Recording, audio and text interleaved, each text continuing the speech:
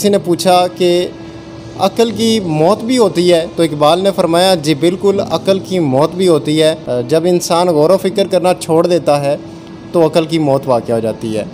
تو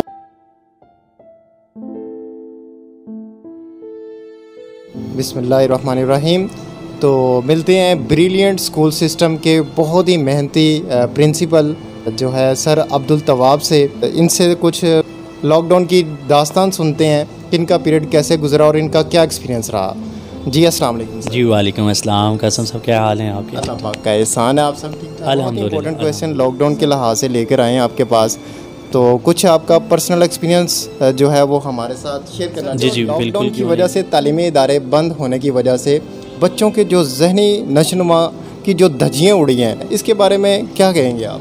سر بالکل، first of all تو یہ ہے کہ ہمارے ٹیچرز ہمیں کہا کرتے تھے کہ جب ایک دن ایک اسٹوڈنٹ جو ہے وہ چھٹی کرتا ہے تو وہ 90 ڈیز پیچھے جاتا ہے۔ اس کی لاجک میں ہوتا ہے وہ لیسن 90 ڈیز بعد کم و بیش، یعنی کہ 2.5 منتھ یا 3 ماہ بعد وہ رپیٹ ہوتا ہے وہ لیسن۔ اب وہ بچہ وہ 3 ماہ وہ ویٹ کرے گا اس لیسن کو جو اس نے اسکپ کیا ہوگا، لیکن اب کیلکولیشن کریں، اگر کرونا کے حوالے سے 7 ماہ تقریباً ہو گئے ہیں، تو اٹس مین اب اگر یہ کیلکولیشن کریں کہ ایک ماہ میں وہ 90 کو 30 سے ملٹیپلائی کریں، وہ 2700 ڈیز وہ پیچھے چلا گیا۔ اب اس کے ساتھ ساتھ اگر وہ 7 سے آپ اس کو ملٹیپلائی کریں، 7th منتھ ہیں تو وہ 18,900 بنتے ہیں، 18,900 ڈیز وہ پیچھے چلا گیا۔ اور اس کو آپ 30 پہ ڈیوائڈ کریں، 630 جو ہے وہ منتھس لگتے ہیں۔ اگر آپ ایئرز میں اس کو کیلکولیشن کریں، 52 ایئرز وہ آپ پیچھے چلا گیا۔ تو آپ اس میں اس کی ذہنی کیفیت چیک کریں کہ وہ بچہ کیسے وہ کور کرے گا۔ ایک انسان کی ایوریج لائف جو پاکستان میں چل رہی ہے آئی تھنک سو 45 سے 55 کے دوران ہے، ٹھیک ہے؟ تو اب ایک بچہ جو ہے وہ اپنے 52 ایئرز جو اس نے ایک دن میں جو اس نے سبق لینا تھا، وہ جو اس نے سیکھنا تھا، جو اس کے نالج میں بات آنی تھی، جو اس کا مینٹل لیول بڑھنا تھا، جو اس کی کیپیسٹی بڑھنی تھی مینٹل لیول کی، لیکن وہ اس سے پیچھے ہو گیا۔ اوہ مائی گاڈ، بہت بڑا لاس ہے جی یہ 7 منتھس کا۔ مطلب 7 منتھس کی اگر ڈیلی روٹین وائز اگر ورک کرتا رہے بچہ مسلسل، جو تعلیمی ادارے ہیں وہ اگر کام کرتے چلے جا رہے ہیں، تو اگر ایک بچہ 7 منتھس پیچھے چلا گیا، مطلب اس نے کچھ پڑھا ہی نہیں ہے، اپنے کیریئر کے لحاظ سے اس کی لائف برباد ہو جاتی ہے۔ تو حضرت شیخ سعدی رحمۃ اللہ فرماتے ہیں کہ لمحوں نے خطا کی، صدیوں نے سزا پائی۔ تو میرا خیال ہے یہ سزا جو ہے نا، جی بالکل یہ شیخ سعدی رحمۃ اللہ علیہ نے جو فرمایا وہ بالکل اب سامنے نظر آ رہا ہے کہ آپ ایک لمحہ جو ہے وہ دور ہوتے ہیں تو آپ صدیوں سزا پاتے ہیں، ٹھیک ہے؟ میرے اللہ، تو دیکھیں بہت بڑا لاس ہے جی یہ لاک ڈاؤن کے 7 منتھس تعلیمی لحاظ سے۔ سوشل میڈیا کا جو افیکٹ ہے وہ بچوں پر بہت گہرا اثر پڑا ہے، بچوں کے ذہن پر کس حد تک سرایت کر گیا ہے، اس کے اوپر روشنی ڈالیے۔ سر یہ بہت امپورٹنٹ کویسچن آپ نے کیا ہے۔ ایکچولی جو 7 منتھ بچے زیادہ اٹیچ ہو گئے ہیں سوشل میڈیا کے ساتھ، لائک فیس بک ہے، واٹس ایپ ہے، انسٹاگرام ہے، گیمنگ ہے، اور آج کل کی گیمنگ بھی جو ہے وہ سوشلی ہیں، ٹھیک ہے؟ اور اس میں زیادہ ان کی جو ایفیکٹ ہوئی ہے وہ بات وہ اس طرح کہ وہ ساری رات جو ہے وہ سوشل میڈیا یوز کرتے ہیں، ڈے میں لیٹ اٹھتے ہیں، یعنی کہ ان کی روٹین سے وہ ہٹ گئے ہیں۔ ایک تو ان کی نظر کا ایفیکٹ ہے اس میں بہت زیادہ، اسٹڈی سے وہ کوسوں دور ہیں، ٹھیک ہے؟ دوسری بات کہ موبائل زیادہ یوز کرنا یہ سب سے خطرناک بیماری ہے۔ اس کو اب جب اسکول اوپن ہوں گے تو اس کو ختم کرنا وہ بڑا مشکل ہوگا پیرنٹس کے لیے بھی اور بچوں کے لیے، کیونکہ ایک عادت ہیبچول ہو جاتے ہیں۔ ایک دن کی بات ہو، 2 دن کی بات وہ الگ ہے، لیکن جب وہ بچہ روٹین میں اتنا انٹرسٹ لینا شروع کر دیتا ہے، نوٹیفیکیشن آتا ہے تو بار بار دیکھتا ہے، اب یہ ایک روٹین بن گئی ہے، ان کی ہیبچول ہو گئے ہیں وہ۔ تو اس کے لیے میرا یہی ہے کہ پوائنٹ آف ویو یہ ہے کہ بچے جو ہیں وہ زیادہ ہیبچول ہو گئے ہیں سوشل میڈیا کے ساتھ، تو یہ عادت جو ہے بڑی جو ہے ان کو تنگ بھی کرے گی اور بڑا افیکٹ ہے ان کی لائف پہ بھی، کیونکہ وہ روٹین وائز جو کام کر رہے تھے اس سے ہٹ گئے۔ بچے صبح اٹھنا، اسکول جانا، اسکول سے بعد وہ پھر قرآن پاک پڑھنا، نماز پڑھنی، اکیڈمی وغیرہ جوائن کرنی، اب یہ سارا کچھ نہیں ہے، تو وہ سارا دن اور ساری رات موبائلنگ اور موبائل پہ سوشل میڈیا، بیسیکلی نا بچوں کی ڈائریکشن چینج ہو گئی ہے۔ جو ڈائریکشن ہے یہ ٹیچرز نے ماں باپ نے مل کے ایک ڈائریکشن پہ چلایا ہوا تھا بچوں کو. اب یہ جو ڈائریکشن چینج ہوئی ہے اس پہ بڑا یہ سب سے زیادہ جو یہ وائرس جو ہے نا یہ کرونا سے بھی زیادہ جو مہلک جو وائرس ان کو لگ چکا ہے. علم جو ہے وہ ذہن پر عمل کرتا ہے, ذہن پر ایفیکٹ ہوتا ہے. اب 7 ماہ سے علم تو پڑھا نہیں, اب وہ کاہل ہو گئے ہیں, ان کے جو مائنڈ ہے وہ سست پڑ گئے ہیں, ٹھیک ہے, زنگ لگ گیا ہے ان کو. اب دیکھیں کہ اب علم جو ہے جب انسان پڑھتا ہے, جب وہ علم حاصل کرتا ہے, ٹیچرز کے پاس جاتا ہے تو اپنی مینٹل لیول کو گرومنگ کی طرف لے کے آ رہا ہوتا ہے. تو اب وہ سارا دن سوشل میڈیا یوز کر کے, ساری رات سوشل میڈیا یوز کر کے, تو وہ اس سے جو ہے بہت افیکٹ پڑا ہے اس کی ذہن پر بھی, اس کے علم پر بھی. تو اسٹڈی سے بالکل کوسوں دور ہے وہ. آف کورس ایسے ہی ہے, اسے نالج کی جو ریٹیننگ پاور ہے مائنڈ میں وہ بھی لاس کر جائے گا, کیونکہ کنسنٹریشن نہیں رہے گی اس سے. مطلب یہ بہت گہرا اثر چھوڑا ہے یہ لاک ڈاؤن نے کسی ایک اسٹوڈنٹ کے اوپر. تو اللہ پاک بچوں کے حق میں بہتر فرمائے. اچھا سر, ایک اور امپورٹنٹ کویشچن ہے, پرائیویٹ سیکٹر میں, پرائیویٹ سکولز میں, پرائیویٹ جو تعلیمی ادارے ہیں اس سے اٹیچ جو جتنے بھی سٹافس ہیں, جو اساتذہ کرام تھے, وہ جو اٹیچ ہیں ان کے ساتھ لاک ڈاؤن کی وجہ سے کس حد تک متاثر ہوئے ہیں, ان کی اپنی پرسنل لائف جو ہے. ونس اگین قاسم صاحب بہت امپورٹنٹ کویشچن ہیں, خاص طور پر جو آپ نے کویشچن ریز کیا ہے ٹیچرز کے حوالے سے. میرا خیال ہے سب سے زیادہ ایفیکٹ جو ہے وہ ٹیچرز ہوئے ہیں اس کووڈ-19 کی وجہ سے, کیونکہ ایک تو پرائیویٹ آرگنائزیشن میں, پرائیویٹ سکولز میں جتنے بھی ٹیچرز کام کر رہے تھے, اب وہ نہ تو کہیں اور جگہ پہ اپلائی کر سکتے تھے, کیونکہ گورنمنٹ جو ہے وہ بتا رہی تھی کہ اگلے مہینے نیکسٹ منتھ اوپن ہو جائیں گے, پھر نیکسٹ منتھ پہ 2 ماہ بعد, اس لیے وہ انہوں نے کہیں اپلائی نہیں کیا. آپ کو ایک بات بتاتے چلوں کہ جو ٹیچرز ہیں وہ معاشی حالت کو, کسی بھی ملک کی معاشی حالت کو بہتر کرنے میں بڑا امپورٹنٹ رول ادا کر رہے ہوتے ہیں, کیونکہ ٹیچرز حضرات بچوں کو سکھا رہے ہوتے ہیں. دیکھیں ٹیچر خود بادشاہ نہیں ہوتا, وہ بادشاہ بناتا ہے. وہ خود بزنس مین نہیں ہوتا لیکن وہ اچھا بزنس مین بناتا ہے. اب یہ سچویشن آ پڑی کہ ان کی اپنی معاشی حالت اتنی بدتر ہو گئی کہ وہ نہ تو وہ کسی آرگنائزیشن کو جوائن کر سکتے تھے, کیونکہ ڈیٹس مل رہی تھیں کہ نیکسٹ منتھ اوپن ہو جائے گا, اس لیے وہ اپلائی نہیں کہ ہمارا جو ہے ادارہ کھل جائے گا, دوبارہ سروسز بحال ہو جائیں گی, دوبارہ ہم اپنے اسٹوڈنٹس کو پڑھائیں گے. تو وہ اس وجہ سے, اس لاجک سے وہ کہیں اپلائی نہیں کر سکا. سب سے زیادہ میرا خیال ہے کہ ٹیچرز حضرات ہی جو ہیں وہ اس سے افیکٹ ہوئے ہیں. جو ہے وہ ویورز کے لیے کوئی اچھا سا میسیج جو دینا چاہ رہے ہوں آپ, تو پلیز آپ ضرور شیئر کیجیے گا. جی بالکل. علم جو ہے نا وہ ایک ہڈن زیور ہے. اب دیکھیں کہ علم تب ہی کسی انسان سے پتہ چلتا ہے جب وہ بولتا ہے, اس کے بولنے کے طریقے سے کہ وہ کیسے بات کر رہا ہے, اس سے علم ظاہر ہوتا ہے کہ اس میں کتنا علم ہے. تو میرا خیال ہے کہ علم ہم سب کو حاصل کرنا چاہیے, اور یہ نبی پاک کی حدیث بھی ہے کہ علم جو ہے وہ ماں کی گود سے شروع ہوتا ہے اور قبر تک, گور تک جاتا ہے. تو یہ ہم لرننگ وے میں ہیں, علم حاصل کر رہے ہیں اور یہ ختم نہیں ہوگا. تو ہر انسان کو چاہیے کہ وہ علم حاصل کرے, کیونکہ یہ علم جو ہے آپ کی عقل, آپ کی دانش کو بڑھاتا ہے اور اس کا نقصان نہیں ہے کوئی بھی.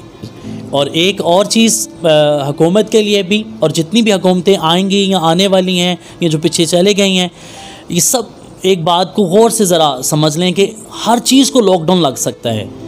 صرف علم وہ واحد رستہ ہے, وہ واحد وے ہے, اس کو لاک ڈاؤن نہیں لگنا چاہیے, کیونکہ یہ انسانوں کو, یہ معاشرے کو جو ہے وہ ترقی دیتا ہے, معاشی حالت کو بہتر کرتا ہے. یہ وہی علم ہے جس کو ہم تھام کر اللہ تک پہنچ سکتے ہیں, جس کو ہم تھام کر ہر دنیا کا, ہر چیز کا مقابلہ کر سکتے ہیں. تو کائنڈلی یہ ریکویسٹ ہے اس کرنٹ حکومت کو بھی کہ وہ ہر چیز کو لاک ڈاؤن کریں, لیکن علم کو کائنڈلی نہ روکیں, نہ اس کو لاک ڈاؤن لگ سکتا ہے. علم جو ہے روکیں نہ, وہ اچھی سے اچھی اپنی بیسٹ جو ہے وہ پالیسیز دیں جس پہ وہ امپلیمنٹ کریں, ایسے SOPs بنائیں جس پہ جو ہے وہ عمل کریں اور اپنے اداروں کو جو ہے بحال کریں اور اسٹوڈنٹس آئیں تاکہ علم کی روشنی سے مستفید ہو سکیں. جی بہت شکریہ سر, تھینک یو سو مچ. آپ نے بہت خوبصورت اپنے ایکسپیرینس کے ساتھ ہمیں ٹائم دیا. Once again thank you so مچ. انشاءاللہ پھر ملیں گے کبھی نئے ٹاپک کے ساتھ. بہت شکریہ سر, nice to meet you. Thank you sir. السلام علیکم میم, کیا حال ہے آپ کا؟ ٹھیک. وعلیکم السلام, الحمدللہ سر, آپ کیسے ہیں؟ جو ہے نا, آج ہم بہت امپورٹنٹ کویشچنس لے کے آئے ہیں تعلیمی ادارے کے لحاظ سے, جو انسٹیٹیوٹس کو جو پرابلمز آ رہی ہیں یا بچوں کے ساتھ جو پرابلمز آ رہی ہیں. تو آپ پلیز جو لاک ڈاؤن کے ساتھ جو آپ کا ایکسپیرینس رہا ہے اس کے بارے میں ہم بات کریں گے. آپ اپنا ایکسپیرینس ہمارے ساتھ شیئر کریں گے, ٹھیک ہے میم؟ کیا اس میں کوئی سازش تو نہیں ہے کہ تعلیمی اداروں کو بند کر دیا جائے تاکہ پاکستانی قوم کو پوری دنیا سے پیچھے کر دیا جائے؟ ایک سازش ہی ہے, جیسے کہ پاکستان کے علاوہ باقی جو جتنی بھی کنٹریز ہیں وہاں لاک ڈاؤن ختم کر دیا گیا ہے. وہاں آفیسز وغیرہ اگر اوپن کیے گئے ہیں تو ایجوکیشن ڈپارٹمنٹ کو بھی اوپن کر دیا گیا ہے. لیکن پاکستان ایک واحد ایسی کنٹری ہے جہاں پہ ہر چیز لاک ڈاؤن سے ختم کر دی گئی ہے, لاک ڈاؤن اوپن کر دیا گیا ہے, لیکن اس کے باوجود پاکستان میں انسٹیٹیوشن اوپن نہیں کیے جا رہے. بچوں کے تعلیمی وسائل کا مسئلہ کھڑا کیا جا رہا ہے, بچوں کو پڑھنے نہیں دیا جا رہا. لیکن میں سمجھتی ہوں بالکل کہ ایک سازش ہی ہے سر, کہ بچوں کو تعلیمی مقاصد سے پیچھے رکھا جا رہا ہے اور ہمارا پاکستان جو ہے وہ دنیا سے پیچھے رہ جائے. اور اس کے پروف کے لیے میں آپ کو دکھانا بھی چاہوں گی کہ یہ ہماری ایک بک ہے جہاں ایک قائد اعظم کا کال ٹیگ کیا گیا ہے. قائد اعظم نے 26 ستمبر 1947 میں کراچی میں خطاب کے دوران فرمایا تھا, تعلیم پاکستان کے لیے زندگی اور موت کا مسئلہ ہے. دنیا اتنی تیزی سے ترقی کر رہی ہے کہ تعلیمی میدان میں مطلوبہ پیش رفت کے بغیر نہ صرف اقوام عالم پیچھے رہ جائیں گے ہم, بلکہ ہو سکتا ہے کہ ہمارا نام ہی صفحہ ہستی سے مٹ جائے. سر یہ بہت پہلے پروف دیا گیا تھا کہ پاکستان کے لیے بہت مسائل کھڑے کیے جائیں گے تعلیم کے لیے. اس وقت یہ کال کی جو ویلیو تھی وہ سمجھ نہیں آئی تھی, اور آج یہ سمجھ آ رہی ہے کہ سارے ملک سازشیں کر رہے ہیں کہ پاکستان کی عوام جو ہے وہ بہت پیچھے رہ. قائد اعظم نے آنے والے وقت کی بہت زبردست قسم کی پیشن گوئی کی تھی کہ یہ جو ہے ایسا ہوگا. تو یہ ہمارے لیے بہت بڑا لمحہ فکری ہے جی. 7 ماہ تک تعلیمی اداروں کو بند کر دیا جائے اور اس کے لیے کوئی جو ہے کوئی ایکشن پلان نہ لیا جائے, کوئی پلاننگ نہ کی جائے, کوئی ایکشن نہ لیا جائے, تو یہ ہمارے لیے بہت بڑا لاس ہے. یہ اس کے اوپر عمل کرنا بہت ضروری ہے حکومت کے لیے جی. بہت اعلیٰ جی. میٹرک کے ایگزام کے بعد جو ہے تقریباً 3 ماہ بعد رزلٹ آتا ہے بچوں کا, تو تقریباً یہ 100 ڈیز بنتے ہیں, اور ان 100 ڈیز میں پیرنٹس کے لیے بہت بڑی آزمائش ہوتی ہے کہ ان کو بیزی رکھنا اور ان کو ایکٹیویٹیز دینا. تو لاک ڈاؤن میں آلموسٹ تقریباً 7 منتھس ہیں, اور 7 منتھس میں تقریباً 200+ ڈیز ہیں. تو اس میں بچوں کو بیزی رکھنے کے لیے کیا تھا؟ سر یہ بالکل ایک آزمائش تھی, لیکن یہ بہت بڑی آزمائش لاک ڈاؤن کے دوران رہی ہے. میں سمجھتی ہوں, میرا ماننا یہ ہے کہ جب 9-10 کے پیپرز دے کے بچے فری ہینڈ ہوتے ہیں تو پیرنٹس انہیں کسی نہ کسی رزلٹ تک کا ویٹ کرنے کے لیے انہیں کسی انسٹیٹیوشن میں ایڈمیشن کروا دیتے ہیں جہاں وہ مختلف کورسز سے سیکھنے کے لیے ملتے ہیں. لیکن لاک ڈاؤن کی وجہ سے وہ انسٹیٹیوشن بھی بند کروا دیے گئے تھے, وہ کوئی کورس نہیں اپلائی کر سکتے تھے. آن لائن کورسز کا اگر اپلائی کرواتے تھے پیرنٹس تو ان کو کیا پتہ کہ پیرنٹس کو کہ بچے کر پا رہے ہیں کہ نہیں کر پا رہے, کیونکہ جو پیرنٹس ہیں وہ نہیں چیک کر سکتے کہ بچے کیا کر رہے ہیں نیٹ پر, کیا نہیں کر رہے. بچوں کا مائنڈ بہت خراب ہو گیا اس وجہ سے. لاک ڈاؤن نے بہت زیادہ کام خراب کیا ہے. میرے خیال سے جتنی پہلے بڑی آزمائش نہیں تھی, لیکن جو اب دن گزرے ہیں وہ بہت بڑی آزمائش کا سامنا کرنا پڑا ہے پیرنٹس کو. بہت امپورٹنٹ کویشچن ہے. کرونا وائرس ایک وبائی آفت ہے, مانتے ہیں, اللہ پاک ہم سب کو اپنے حفظ ایمان میں رکھے, لیکن کیا اس کے خوف اور ڈر سے ہم یوں ہی اپنے تعلیمی ادارے کو بند رکھیں گے؟ لیکن اس کے بارے میں کیا کہتی ہیں آپ؟ بے شک ہم لوگ مانتے ہیں کہ کرونا وائرس جو ہے وہ ایک وبا ہے, اس سے کوئی شک نہیں ہے کہ ہم لوگ نہ مان سکیں اس کو. لیکن اس کے لیے اگر SOPs اگر اب لاگو کروائے جا رہے ہیں, ہمیں فالو کرنے کے لیے انسٹیٹیوشن کو کہا جا رہا ہے کہ SOPs پہ عمل کر کے آپ تعلیمی ادارے وقتاً فوقتاً کھول سکتے ہیں, یا تو آپ شفٹنگ میں کروا سکتے ہیں کلاسز کو, یا آپ 1 ڈے آف کر کے بچوں کو بلا سکتے ہیں. کلاسز وائز انہوں نے اسٹرینتھ بلانی شروع کی ہے. اگر یہ SOPs سارے اب چل رہے ہیں تو یہ 7 منتھ پہلے کیوں نہیں تھے؟ یہ میرا گورنمنٹ سے کویشچن ہے کہ 7 منتھ پہلے کیا ان کی تھنکنگ نہیں تھی؟ اس بارے میں انہوں نے نہیں سوچا کہ بچوں کا حرج ہو رہا ہے, بچوں کی تعلیم جو ہے وہ افیکٹ کر رہی ہے, اس بارے میں انہوں نے کیوں تھنکنگ نہیں کی؟ یہ بہت بڑا کویشچن کریٹ ہے. پیرنٹس کی طرف سے بھی, ایجوکیشن ڈپارٹمنٹ کی طرف سے بھی, کہ اگر اب ایجوکیشن ڈپارٹمنٹ جو ہے وہ SOPs پہ عمل کر کے اس کو فالو کر کے انسٹیٹیوشن اوپن کر رہے ہیں, تو اسی فالو کر کے SOPs کے رولز کو ہم 7 ماہ پہلے بھی اوپن کر سکتے تھے اسکول. تو یہ بہت بڑا مسئلہ ہے جو گورنمنٹ کو شاید اس چیز پہ فوکس ہی نہیں کیا جاتا. ایک امپورٹنٹ کویشچن ہے جو آپ سے ریلیٹڈ ہے, جو تعلیمی اداروں کے ساتھ ہے. کیا فیس کی کلیکشن کے لحاظ سے پیرنٹس نے آپ کے ساتھ کوآپریٹ کیا ہے؟ اور دوسرا یہ ہے کہ جو رینٹ پہ بلڈنگز ہیں اسکولس کی یا تعلیمی اداروں کی, تو اس میں جو مالکان ہیں انہوں نے آپ کو ریلیف دیا کسی قسم کا؟ اس کے بارے میں ذرا بتائیے گا. اس کے لحاظ سے تو پیرنٹس کے زیادہ جو کمپلین ہے نا انسٹیٹیوشن ڈپارٹمنٹ کو, وہ گورنمنٹ کے ساتھ ہے. کیونکہ اگر پیرنٹس نے 20% ڈسکاؤنٹ کے باوجود جو ہے وہ کوآپریٹ نہیں کیا انسٹیٹیوشن کے ساتھ, تو اگر گورنمنٹ نے کہا تھا کہ مالکان کے لیے اناؤنسمنٹ ہوئی تھی کہ جن کی بلڈنگز رینٹ پہ ہیں ان کو کچھ ماہ کے لیے ریلیف کر دیا جائے, رینٹ ریلیف کیا جائے, یا کچھ منتھ کے لیے کر دی جائے, اگر ایٹ لیسٹ منتھ کے لیے نہیں ہو سکتا ہے تو پھر کچھ اماؤنٹ میں ریلیف دے دیا جائے. لیکن اگر ایسا انہوں نے قانون لاگو کیا تھا, حکومت نے اناؤنسمنٹ ایسی کوئی کی تھی, تو میرے خیال سے پھر انہیں اس چیز پہ فوکس کرنا چاہیے کہ کیا اس چیز پہ عمل ہو رہا ہے یا نہیں ہو رہا. لیکن صرف اناؤنسمنٹ کی حد تک ریلیف کروایا گیا تھا کہ ریلیف کر دیا جائے, لیکن ایسا نہ تو مالکان نے کیا ہے نہ گورنمنٹ نے اداروں سے آ کے پوچھا ہے کہ اگر آپ کے انسٹیٹیوشن کو بند کیا گیا ہے تو کیا آپ کو ریلیف مل رہی ہے کہ نہیں مل رہی ہے, کیا آپ کے ساتھ پیرنٹس کوآپریٹ کر رہے ہیں یا نہیں کر رہے ہیں. انسٹیٹیوشن ڈپارٹمنٹ اس وقت بہت پریشانی سے سامنا کر رہے ہیں, کیونکہ نہ تو مالکان انہیں ریلیف رینٹ میں دے رہے ہیں اور نہ ہی پیرنٹس آگے سے کوآپریٹ کر رہے ہیں. پیرنٹس کا آنسر یہ ہے کہ بچوں نے ایجوکیشن اگر حاصل ہی نہیں کی, ہمارے بچے اتنی دیر اسکول میں نہیں آئے تو ہم کس چیز کے لیے فی پے کریں. حالانکہ انہیں سارا کام پرووائڈ کیا گیا ہے, آن لائن کلاسز چلائی گئی ہیں, کلاس گھر میں لی گئی ہے بچوں نے, انہیں پورا کام پرووائڈ کیا گیا ہے, ایک فولڈر بنا کے نوٹس دیے گئے ہیں. ہم لوگ ٹچ میں رہے ہیں, ہم لوگوں نے بچوں کا ٹائم ویسٹ نہیں کیا, لیکن اس کے باوجود پیرنٹس کوآپریٹ کرنے کے لیے تیار نہیں ہیں. تھینک یو سو مچ میم. کوئی ہمارے ویوز کے لیے یا اسٹوڈنٹس کے لیے یا پاکستانی قوم کے لیے یا پوری دنیا کے لیے کوئی میسیج یا پیغام دینا چاہ رہی ہوں؟ بالکل, میں ایک پیغام دینا چاہوں گی کہ یہ 7 ماہ کا ایسا کون سا دورانیہ آ گیا جہاں تعلیم کو ہی روک دیا گیا. ہمیں تو تعلیم ہر وقت جاری رکھنی چاہیے. ایسا جو دور ہے وہ ختم کر دیا جائے, لاک ڈاؤن کو ختم کر کے اسکول انسٹیٹیوشن کھول دیے جائیں تاکہ تعلیم جو ہے وہ کسی بھی وقت رک نہ سکے بلکہ جاری رہے اور بچوں کی معلومات میں جو ہے وہ دن بدن اضافہ ہوتا رہے. ہر چیز بند ہو سکتی ہے لیکن تعلیمی ادارے کبھی بند نہیں ہو سکتے. آپ کی آواز جو ہے وہ حکومت تک, پوری دنیا تک پہنچے گی انشاءاللہ.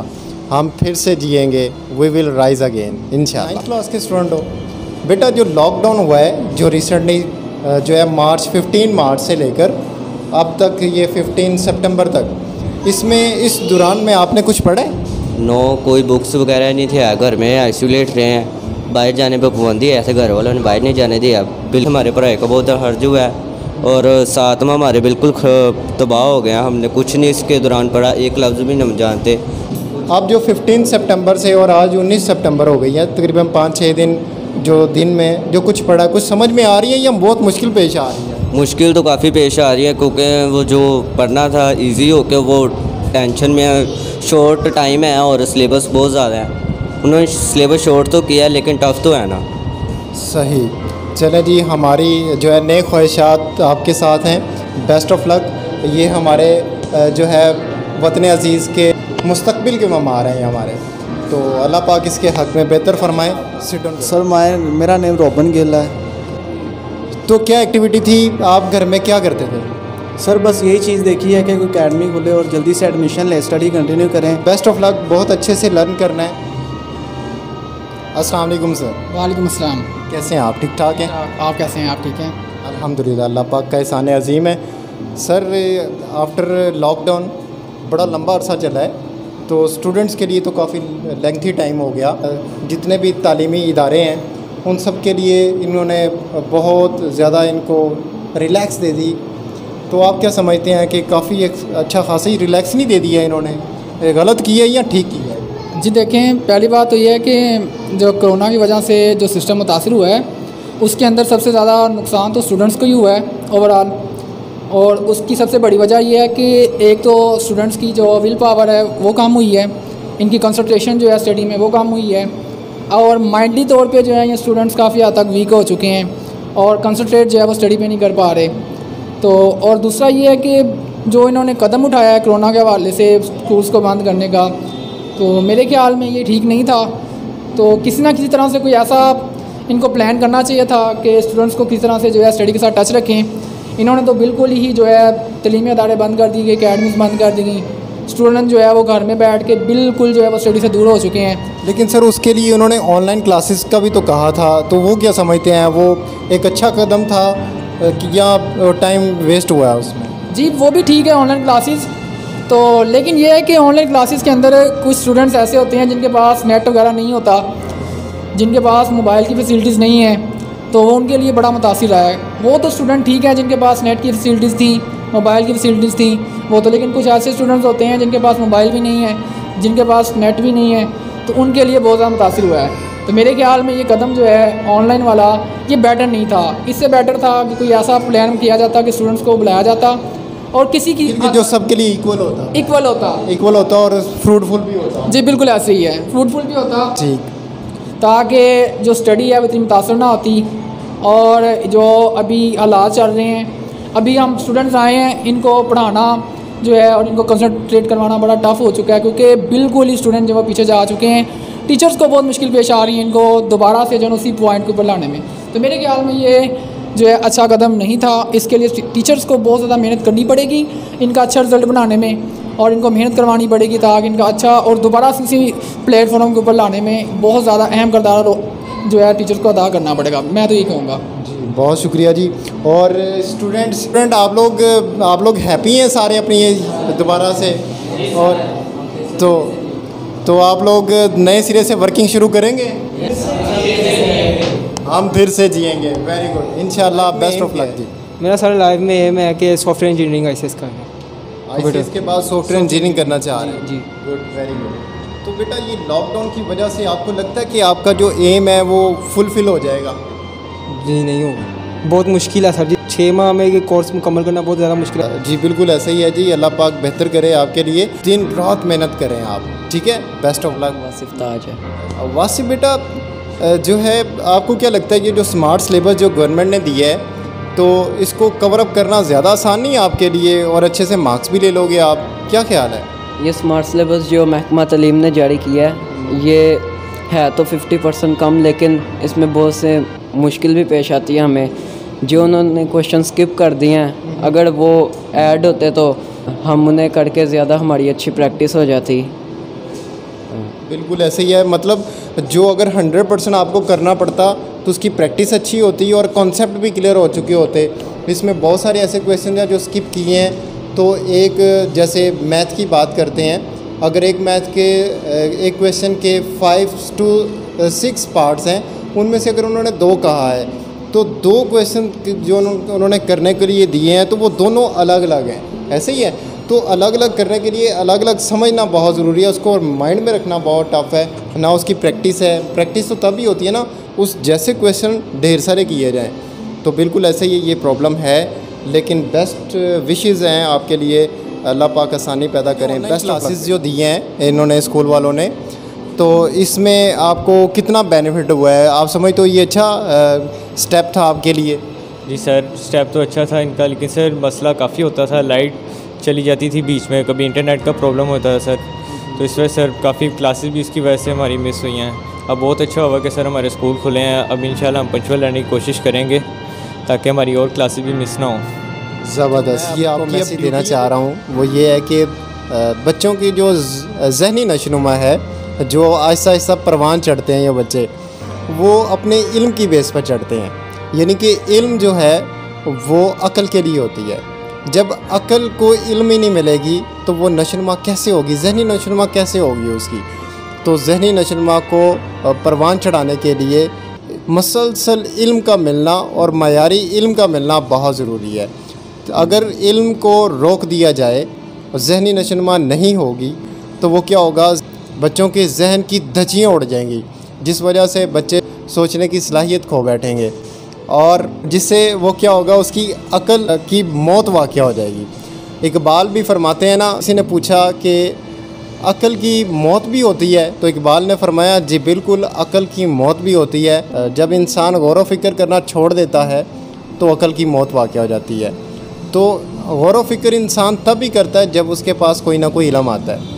تو علم کو کبھی نہیں چھوڑنا چاہیے, اس کو ہمیشہ جو ہے اپنے ساتھ اٹیچ رکھنا چاہیے, چاہے ہم انسٹیٹیوٹ کے ساتھ اٹیچ ہیں, چاہے ہم لوگ اپنے آفس ورک کے ساتھ ہیں یا پروفیشنل لائف میں آ گئے ہیں.